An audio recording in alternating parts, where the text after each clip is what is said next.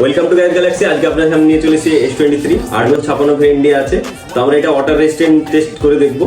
তো অনেকে বলে যে ওয়াটার রেজিস্ট্যান্ট থাকে না মোবাইল, যেটা আমরা ফুল গ্যারান্টি দিই যে এটা ওয়াটার রেজিস্ট্যান্ট আছে।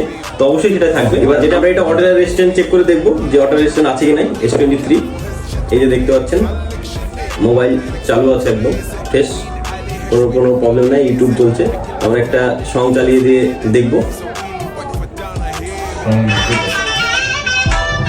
ট্রেন্ডিং সং চলছে এখন। এই যে কি বললাম, মোবাইল দেখ দেখাচ্ছি।